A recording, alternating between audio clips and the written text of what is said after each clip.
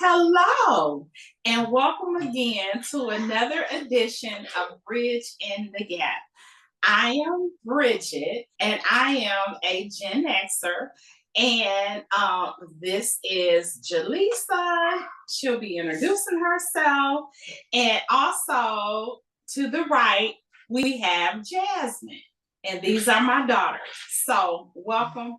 Tonight's topic is fears and phobias. Before I get started, I just want to say thank you to all our subscribers. Thank you for leaving us comments and everything. If you have any questions, always feel free to reach out. And with that being said, I will toss it over to Jasmine. Hi, you all. My name is Jasmine, and I am the youngest of the two out of Jaleesa and I am also a millennial with Jaleesa.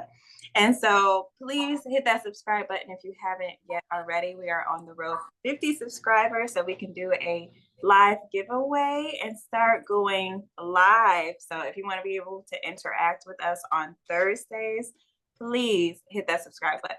So we're going to get into fears and phobias today, or AKA irrational fears. So I did want to just start it off by letting you know the difference between fears and phobias, because sometimes people think they are one and the same, but they are not synonymous. A fear is a natural emotional response to a perceived threat, whereas a phobia is an extreme irrational fear of a specific object or situation that is disproportionate to the actual danger. And it can sometimes cause distress and avoidance behaviors in your daily life. So I'm going to kick it off with some of my irrational fears. I have an irrational fear of being in Australia and running into a kangaroo. Now, I'm talking about the little ones that you find at the zoo. I'm talking about the big, like, bodybuilder type ones that can go toe to toe with you because they look very strong. And I just know I would fold if one ever saw me out in public in Australia. So, and they have one of mine. They have like 12 packs. Like they are nothing but pure muscle. Yeah. I saw one put a dog in a headlock, and I can't do it. I can't do it. I don't think Australia will ever see me in the flesh. So funny. So that's one of my irrational ones. And then another one, I don't know if it's irrational or it's more so just a fear, but I have a fear of, like, the idea of living forever. Like, I know a lot of people want to go to heaven and, have the afterlife, but I actually have a fear of living forever, because it's like, well, what are we going to do forever? like at one point, does it feel not fun anymore? I think like the fun part about life is that it is a limited time, so you kind of have the pressure of trying to make the most of your time, but the idea of living forever, it seems scary to me. So yeah, aside from living forever, another fear that I have is picking up dead bugs. Like, I'm getting better at it, but I don't know. It's like I have a fear that, like, if I went to go pick up like a dead fly, it's gonna just come back to life, and it's very irrational. Yeah, I don't know. I don't know. So just another fact really quickly about phobias. Phobias can happen in early childhood, but most of the time they are first seen when you're between the ages of 15 and 20. Now with my dead bugs one, I know that started when I was like, I think I was like 7 or 8. I know it was when we had just moved to Sloan Street, and it was like a dead fly on the carpet. And I called Daddy to come pick it up. And he was like, if you don't pick up that fly, and when I say it took all day for me to finally muster up the mine, like I just put a piece of tissue on it and I just walked around that tissue all day long. And then finally I mustered up the courage to pick it up. It's like, I don't know. So yeah, maybe I'm traumatized still. I don't want to go through my full list of fears. I want to push it over to Jaleesa since we haven't heard from Jaleesa yet today. Okay. Hey, everybody. Once again, I am Jaleesa. I am the oldest of my mom's 4 kids. I am the older millennial in the group. And we definitely are getting into some fears and phobias. And to start, one of my fears, I don't know if it's irrational or not, but I have a serious fear of dying young. And I noticed since I've had kids, it's increased tenfold. I try not to think about it or dwell on it, because when you give things a lot of thought, you give those things power. And so whenever I get those irrational fears, I always speak into existence like, I'm gonna live a really long time. I'm gonna be, live to be 110 and see my great grandkids be born. So that's one of my fears, and I don't know where it stems from or why, but it's something that I deal with. And then I think all parents have an irrational fear of something happening to their kids. So I pray over them often, and just their safety and whatnot. I think it's normal for parents to have that irrational fear. And then an irrational fear that I have is of sloths. I know everything that it is. I know everything that freaks me out about them. The way that they move slow, their relaxed, lazy faces. The fact that they are always upside down. It's just everything. And then I hear that they smell like popcorn. I don't want any. So strange. I do not want any parts of a 3-toed sloth at all. So again, I don't know where the fear started. I just know that when I see them, I don't like the way I feel. That makes sense. I'm like, but it don't. I'm not. Like, what do you think is going to happen to you with the sloth? Like, they so slow. It's just the fact they can walk on their hind leg. It's just everything about them I don't like. Hilarious. And what's your fear? So, so I would say the only rational fear that I have, it does not prevent me from doing this because I will do it, but I must say my anxiety level is through the roof, and it's flying. And I don't think I'm the only one that has that fear. It's just what I personally don't like, being in situations that I have no control over. And for whatever reason, it's like, oh, I can't see, and somebody else is flying the plane. So that is my rational fear. One of my rational fears is flying. And then I have a couple of irrational fears. So this is really weird. I have a phobia with sticking my hands down in cold dishwater. Like, I absolutely, I cannot do it. And another fear, irrational fear that I have, is cleaning a chicken. I think that came from one time I was cleaning a chicken and I thought everything was out of it, and I stuck my hand down in the chicken and pulled out the head. So I cannot, if I buy chicken, I cannot buy one that has not been cleaned. I just cannot do it because that is definitely a fear of mine. So, and speaking of fears, and I'll go back to phobias. It has been documented that women have more phobias than men, actually 2 to 1, Wow. and that between 7 and 9% of the U.S. population has a phobia. And I have a phobia as well, and it is called agoraphobia.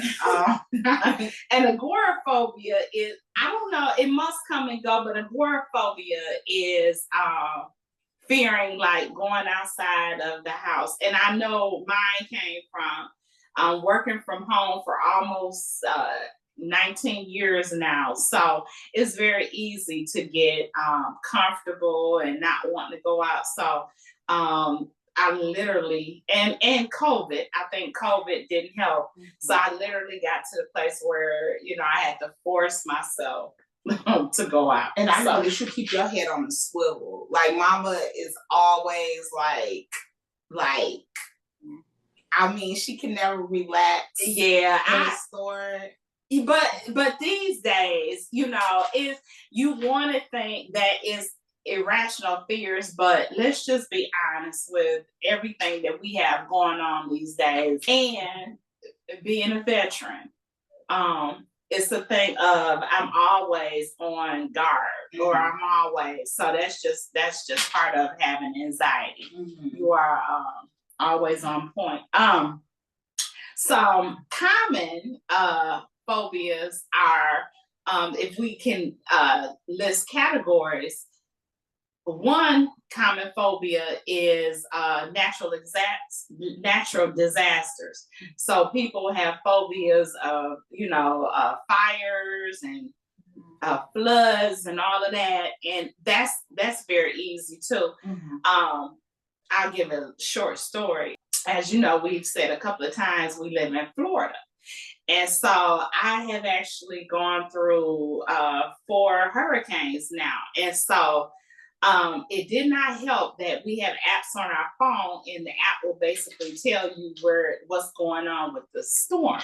So with the drowning piece of it, although we don't stay anywhere near any large body of water, the fact was that during the very last hurricane we had, the phone weather app kept going off and it kept saying flash floods. So, it's very easy to get traumatized and develop a phobia. So I can understand that. Mm-hmm. Another phobia is situational, which situations, again, like I mentioned before, I have a phobia with flying because it's an enclosed space. That's part of it. Mm-hmm. And then another one that's typical, people don't really think of as a phobia, but seeing blood. Like you have people, I used to be a phlebotomist, and twice in my career, I actually took somebody's blood and they saw the blood in the tube and actually passed out. So I had that happen twice. So that's a very common category of phobias. Mm-hmm. So with that, Jasmine, what's next on your list? Right. Do you have any more phobias? Oh, I do. So it's funny that you mentioned the children, like going before the children or going through. That is one of my fears. I didn't put it on here because I was like, no, I don't want to put that on here because I don't want to think about that. But that is one, is me leaving before like they really reach a stage where they could handle it. Like, yeah, I would want to. I think that's a common one for parents. Yeah, I think so too. And then also getting stranded. So whether that's in like water or a national park, like I wouldn't want to get stranded in a national park and like my phone died, nobody can get in contact with me. Yeah, that's a horrible thing to make it. Yeah, I wouldn't want to do that one. And then dying slowly or painfully, like I would want my death to be very quick.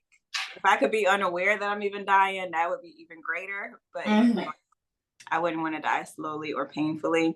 And then one, as I told you about this one recently, Jaleesa, is speaking to strangers in public. Like, Yeah, you said that. yeah, that's ones where it's like, oh, like I try to look at my email, see what's going on the phone before I talk to somebody. What do you think about when you do have to publicly speak to get over and past that hump? I hope whatever I say don't come out awkward or not weird. Like today, I was a little proud of myself, but it was still like a little awkward because I went somewhere where I held the door open for this guy, and he ended up being on the elevator with me. And so, like, I was like, let me check some emails. Doing this little ride, and he was like, it's cold out there. And I was like, it is. I went back to my phone. Like, I was proud though, because like I responded and I didn't ignore him, but like, yeah, barely made eye contact with him. Oh, that was good. I'm proud of you. Right. Look at you. Baby step. Look, slowly but surely you getting there. Look, you getting slowly. What? So I say it took everything in me just to respond. Like, yeah. Well, I do think, so let me tell you, it was when we were like looking up information, of course, and researching for today's show and topic, there were some comical things that I found having to do with phobias. Like, for example, you can literally have a phobia for anything. Yes. Like, literally anything. Yeah. And the fear of, or the phobia of having phobias is called phobia. Wow. Like, what? And that is the fear of having a phobia. Like, what? Okay, so that was the one. And then I feel like the person who came up with the name for the fear of long words, I feel like he was an a-hole, because let me tell you what the name is for the phobia of long words. It's probably a long word. It's hippopotamonstrasa quibita dilia phobia. Yeah, I it's gonna be a long word. Like, so you giving the person who has to say this word I mean, they already have a phobia of a long word, and you just you get them dirty. Yeah, you get them a little wrong. But I think it's fascinating that, I think at the end of the day, like you said, most people have fears. Mm-hmm. I just didn't realize, like I say, there literally is a fear for everything. Yes, it's funny you say that, because like when I was doing my research, I learned about a lady named Paulina Framberg, who is a Swedish minister, and she has a fear of bananas, and it's called banana phobia. And so when she goes on official visits, they already like send letters and call everybody to let them know, do not have any bananas near her, don't have a fruit anywhere in the hotel. Yeah, it's just, you really can't have a fear for anything. For anything. Yeah. You really can. And another thing that I fear, something that people will come to realize about me is I do like routine. I like knowing what my next move is going to be. One of my fears that I struggle with, especially here recently, is I don't like the unknown. I think most people fear the unknown, but I really like when I have no control over what's happening, or I just cannot calculate what my next move is because I don't know what's going on around me. That is extremely, not only is it fearful, it causes me fear, but it's also extremely stressful. It's very stressful. It leads to anxiety and all of that. So yeah, and I think everybody is like struggling with that in one way or another now. Mm-hmm. But I would just say, pray. You just have to say, prayed up. Mm-hmm. That's it. So that's all you can do with anything. Same thing when I fly, I, have to really pray before I step on that plane, and I pray when I get on the plane, and then I try to go to sleep. And when I get off, I definitely pray again. Thank you for, letting me get there safely. So yeah. Yeah. How do you feel about flying? Oh, I love flying. Like, the more turbulence, the better. Really? Put me in the back. Just so you all don't know, this is coming from an ex-flight attendant. Okay, that's true too. But you know what? The turbulence, I get the scratch in the seats like a cat with the I hate turbulence. Now that's the best part. It's like, oh, like I just want to sit back and like relax and just like feel the bumps. Love it. What do you like about turbulence? It's kind of like a roller coaster. Like, I feel like I'm on a ride, and so it's just. Oh no! Look, I will never forget flying into Vegas, and it was hot. So with the mountains, I guess for some reason they can cause extremely bad turbulence. And I'll never forget this. I was on, and I'm like you, Jaleesa, I was literally holding on to my seat for dear life. And the people on the other side of me, which was a group, was just like you said, they were, when we were going on a roller coaster, when I say I wanted to choke them, and when we got, like, half of the plane was terrified, and these fools like, wow, can we do that again? And taking the pilot and everything. I was like, are these people absolutely nuts? Yeah, no. I couldn't do it.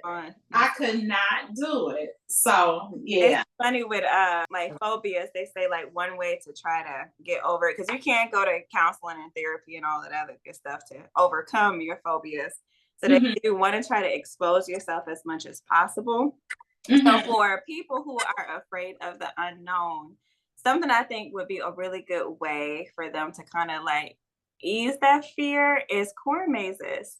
Because if you go into a corn maze, you got to find your way out. So you're not really going to know which way to go, and you're not really in control of how you get out. So I think that would be a fun way. Maybe not fun for them, but it's so funny that we are talking about fears, rational and irrational, because I always take it over into the kids, because I am starting to see where like little fears with them are starting to come in. Like, for example, Bridg, bugs are an absolute no-go for her. She really cannot stand like pinchers or like the big ants or what have you, the grasshoppers. She cannot do it. And then Drew, it's certain scenes on shows that freak him out, and it makes no sense, because they're like happy-go-lucky like shows, and it should not make him scared, but like he hides and everything. I'm like, oh, okay. Maybe they too happy. Yeah, I can't pinpoint exactly where his fears are coming in, but I definitely understand Bree's with the bugs, and then hers too. I feel like hers is attachment related with me. Like, Sheila, Mom, I'm afraid you're gonna go to the store and you won't come back. She really does.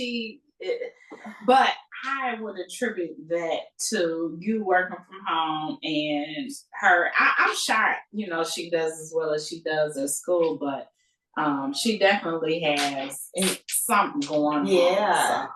And then I think that I do attribute it to, I've been working from home since before she was born. So that's all she's ever known or what have you. So I try to, they say the best way to confront fears is to kind of like submerge somebody in something. So I try to do, outings without her, from time to time. And so she'll see like, okay, like she's coming back. Yeah.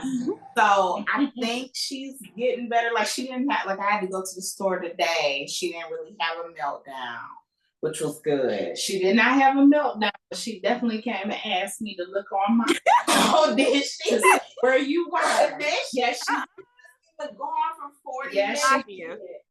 But I will have to say, the apple don't fall far from the tree. Because Jaleesa, you were definitely that way with Mama. Really? You think so? Yeah. Well, you know what? When y'all were growing up, I feel like I was away more. So maybe that's a little bit where that came in, because I was like working and going to school and everything. So I was gone a large part of the time. So that's understandable, but not for Bridg, because I mean, Bridg I would say she has a phobia. Definitely an irrational fear of Jaleesa being gone for too long. So. Do your kids have fears or phobias? Not really. Kay's not really fond of bugs. Not to the point where I would call it a phobia. Like she don't like them, but she's doing better. Like it used to be a point where she would cry if something like flew on her, but now she shoot, go away, bud. Okay. The boys don't have no fear. Like they don't fear nothing. You know what? Boys typically don't. Yeah. When Drew doesn't fear, see, that's kind of scary to me when kids have no fear. Cause it's like, okay, what won't you do? Like for perfect example, Camila. I don't feel like Camila has any fear. Like I cannot think of anything it seems like she's afraid to do or say. Fearless. Yeah, she is. And it makes it scary because it's like, okay, well, there's nothing that, scary. Cedric don't even strike fear. And, and her, you tell her not to do something, whatever, and keep doing it. So, but boys, they'll jump head first. Like, they'll climb on the highest slides, like slides that's made for like the 5 and older. They be trying to climb up on them. Like, you can't do that. Yeah. Jumping off stuff. Like Drew has no fear of heights. He jump off the top of slides and everything. Even with him, is gaining weight. Mom was like, he can't be jumping like he was before. But he's like, you know what? I was jumping off of 7-8 foot slides before. I'm gonna do it now. So you want your kids to be fearless in some ways. You do. You want them to be fearless, but then, like you say, where do you draw the line when they're jumping off stuff and, so. I think that is too, as an adult, when it comes to, like, for example, our brothers are a little bit more fearless. So, one of our youngest one got a dirt bike for Christmas. The boys had no problems jumping on it, going as fast as they wanted to. Let me tell you, I rode it once around the block and I was like, this was fun. I'm gonna do it again. I fell off of it before I even got out the driveway. That was it for me. Enough is enough. So Cedric was like, I might get a motorcycle. I'm like, yeah, no, absolutely. I was like, Mama is not about to go for that. And because mine's like, well, I want a motorcycle too eventually. Oh no, absolutely not. I'm like, yeah, boys definitely have no fear. But were y'all able to find some treatment plans or ways that people approach, or some really good ways people have been known to approach handling fears? Well, from a treatment standpoint, only 10 to 25% of people who have a phobia actually seek treatment for it. And treatment can actually be in the form of SSRIs, which are serotonin based medication. Like the same medicine that they use to treat depression and anxiety can also be used to treat phobias. You can actually there is a treatment called CBT, which is I think cotnific. I can't say the word. I'm sorry. I was gonna say cognitive. So it's cognitive behavioral therapy, which again I think that involves some immersiveness into whatever the fear may be. And then that's about it. Hopefully you would hope that with time, especially when little children have phobias or fears, that within time, like you said, how she used to act with bugs landing on her as to how she acts now, as they grow and get older, the phobias and fears will go away, or the fears won't turn into phobias. Right. Right. Yeah. No, you could do like exposure therapy. That's somebody is afraid of the unknown. Going into a corn maze would actually be a good way to kind of expose yourself to that.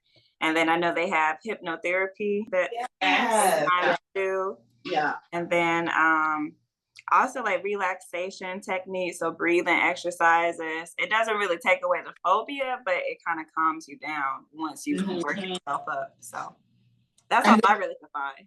And see, I think my greatest fear with having a phobia, especially if it was something like of clowns, I'd be afraid of somebody finding out and then like doing it. Yeah, like on purpose. Oh, that would be my worst nightmare. You know, the children's dad. Yes.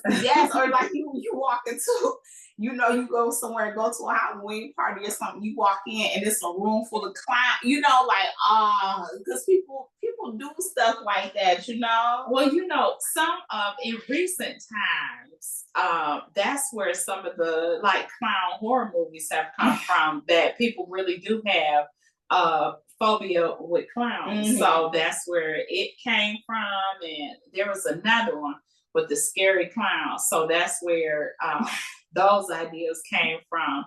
And then I don't know if you remember, a couple of years ago, there were actually people running around scaring people in clown costumes. I remember that. You don't remember that? You don't remember those? That one. They were maybe like 2 or 3 years ago. Like the elevators will open up and it will be people standing there with like clown makeup, and chasing people down. Oh, that was happening like during COVID. Yeah. Now I'm just laughing because Mr. Wright is afraid of clowns. Is he? Oh my goodness, he may not be able to watch this. Watch this. You know what triggers his fear, clowns, or no? This is just irrational fear. Very irrational. I'll probably scare him when he was younger. Wow. But what? Can't have no clowns at their parties. That's already been we can't do that in the future discussion. Really? I'm glad you told me that. Yeah.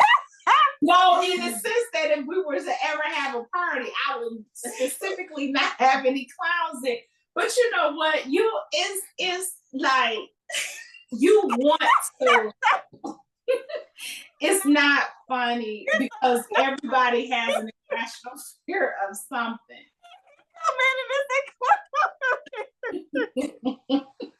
You know what? You're so sweet.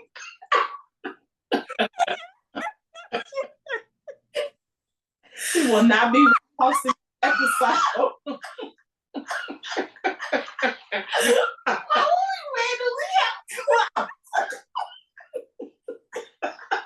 I'm talking about for the children, like a children's party.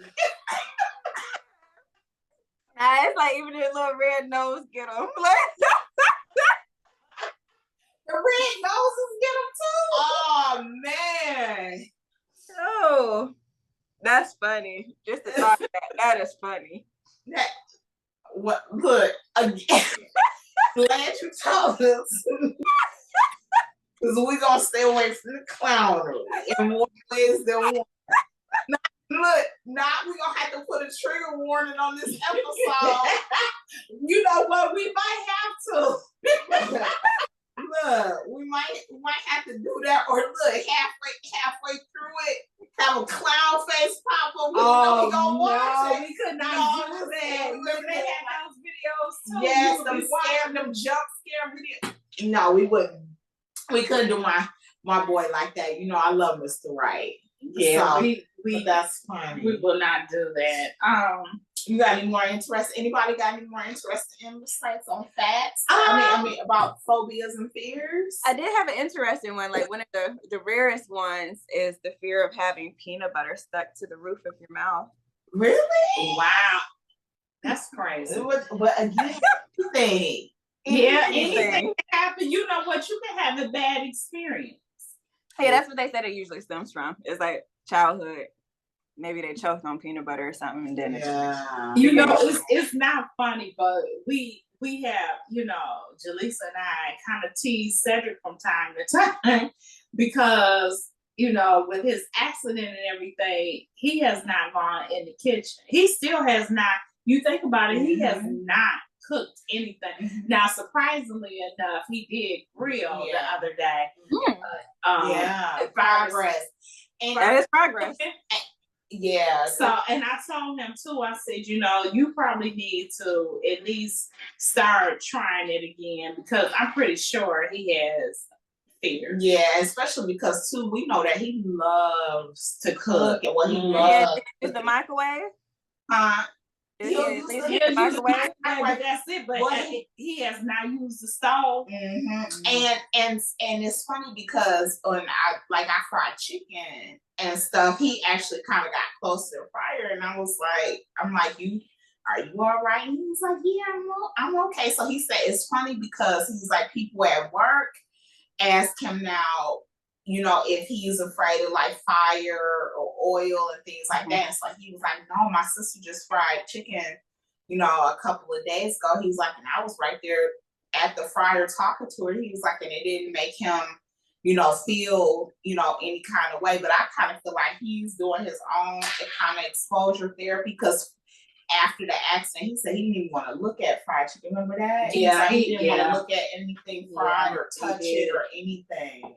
So it's crazy. Yeah. I had a little bit of a fear after I broke my finger. Going back to the gym and touching the weight.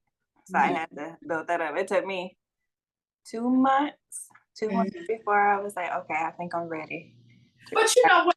I think that would happen with anybody, anything that you had traumatic experience with, you probably have a phobia about.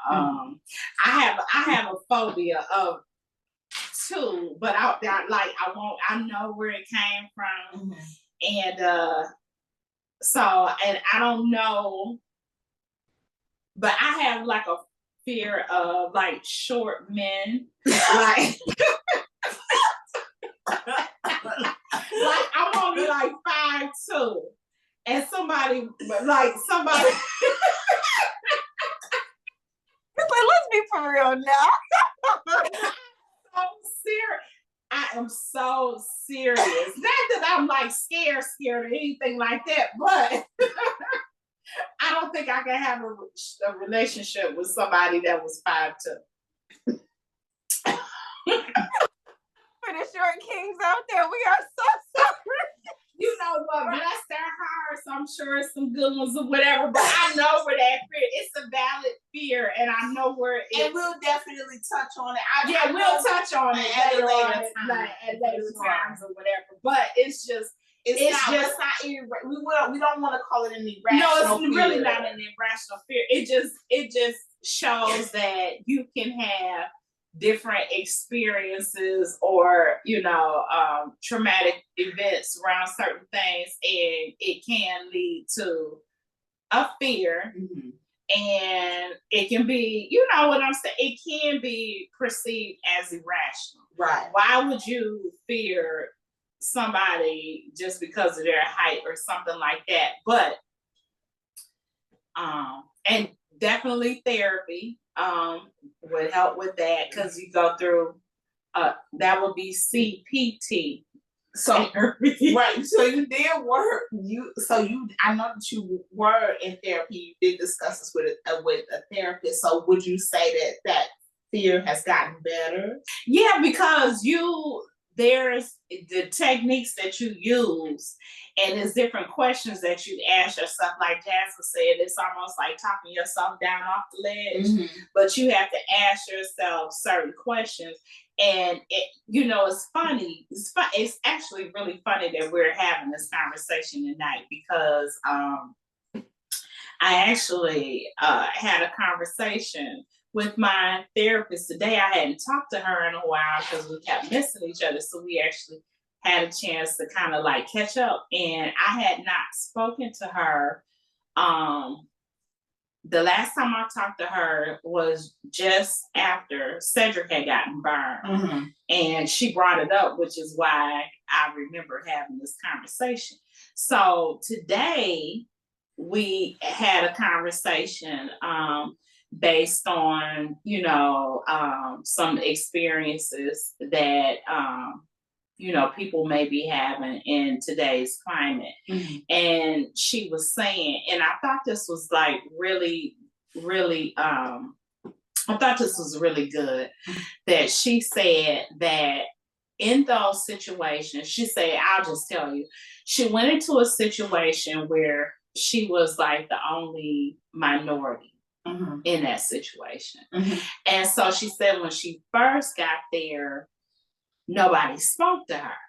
And she said she could have gone there, well, nobody spoke to me because I'm a minority in this situation. And then she said another parent pulled up, and the parent was in a group of people, and nobody spoke to that parent either. So she said that she stepped outside of her comfort zone, and she went up and introduced herself it was actually a coach, because her son is going out for some type of sport. And she went up and introduced herself, and she said he was the nicest person. And so she used that to say she could have let her fear and mistrust stop her from, venturing out and putting that negative mindset in her mind.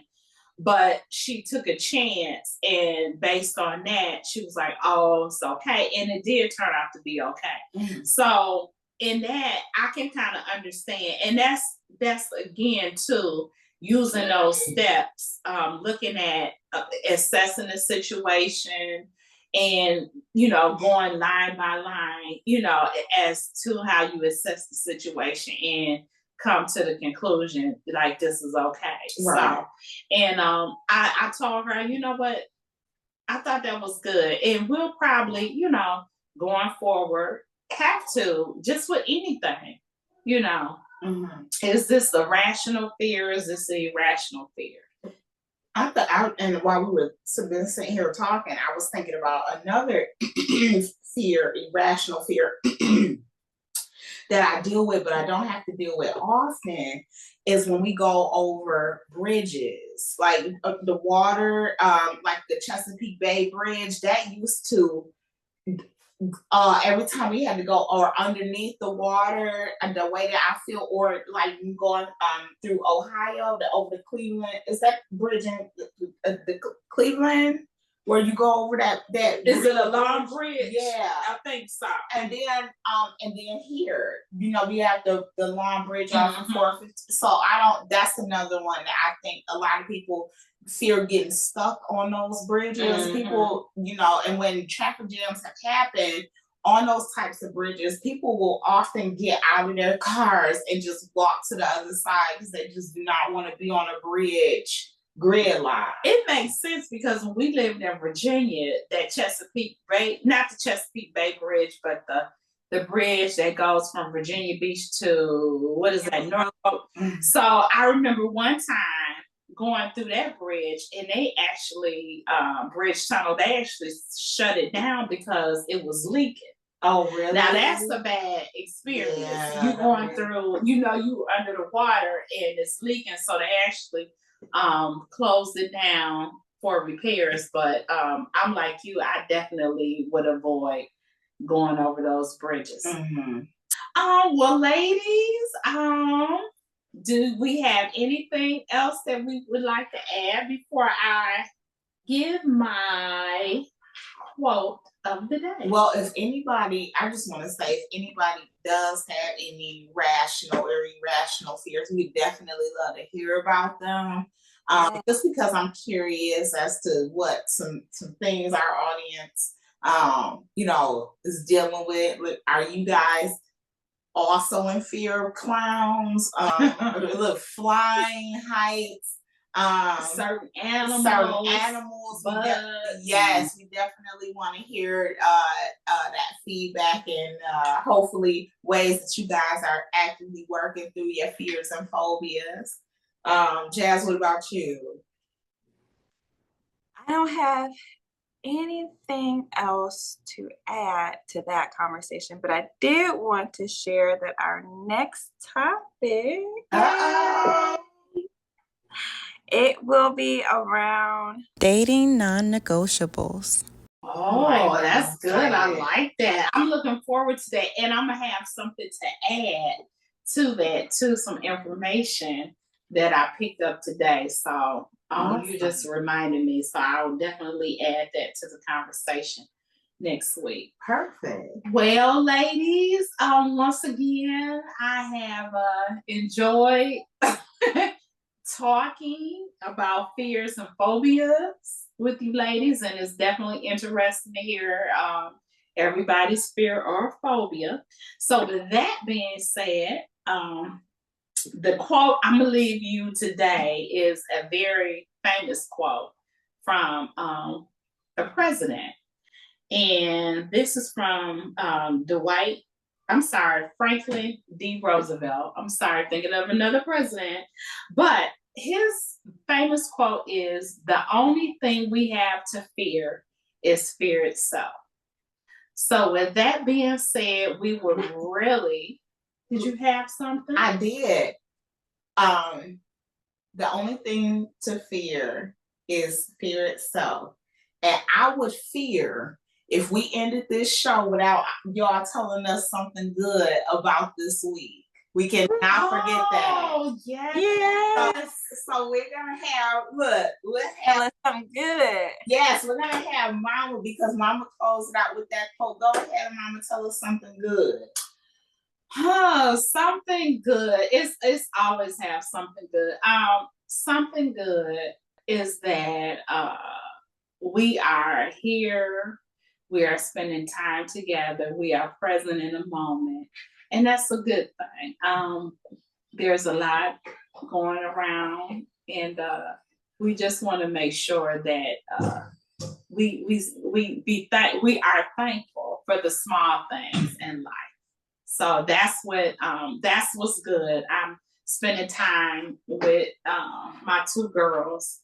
I like that. Yes. Jasmine, what's your something good? Well, since we're talking about good things, I just want to say really quick a little fun fact about the quote that Mama shared. It actually came from Franklin's good thing, Eleanor. She wrote part of his speech, and that quote is what she wrote herself. So he gets pinned as the one saying it, but it really came from her. So awesome. But something good that happened to me this week, I would say Kay's behavior this week has been so delightful. Like, she just been coming home so pleasant, so nice. Earlier today, she didn't eat all of her snack that I had packed her for lunch. So she was like, "Mom, would you like some popcorn and Teddy Grahams?" And I was like, "No, thank you." And she was like, "No, I just want to feed you in case you're hungry." So I was like, "Aw, that's so sweet." Doing something good with her. So yeah, that was my something good this week. Jaleesa, did you want to share your something good? Yes. So I just again I have really enjoyed pouring myself into this podcast because it really means a lot to me, and I'm loving the experience that we are having, as a family. I feel like this has been one of the best things we could have did as a team, but also as a family. I just love like the closeness that has come with this podcast. And then in addition to that, I'm like, okay, because I'm all about like let's make let's make life, better, be as productive as we can. So I actually decided to make a conscious effort to start reading again. So, and when I'm not working on the podcast, once the kids are settled and in bed, I am going to make sure that I read at least try to get a book in at least every 2 weeks, is what my goal has been. So I'm reading like again. Yeah. I'm very proud. I like that. I really like that. Yeah. So yeah. Well, ladies, did you have anything else you want to add? No, I love y'all. This has been so much fun. Jasmine looking just as cute as she want to be. Well, with that being said, once again, please, if you like it, subscribe if you haven't. If you enjoy our content, please get others to subscribe. Yes. We will be having giveaways going forward. Yes. Once we hit certain metrics, we will have, and bigger, they'll get bigger as we go along. But we are so excited and, so blessed that you decide to spend the evenings with us 2 nights a week on this podcast. It really means a lot. We want to reach out and touch and just make life a little easier, a little better, bring a smile to your face. So with that being said, once again, thank you for joining us, and we look forward to seeing you Monday. Have a wonderful weekend. Bye. Bye.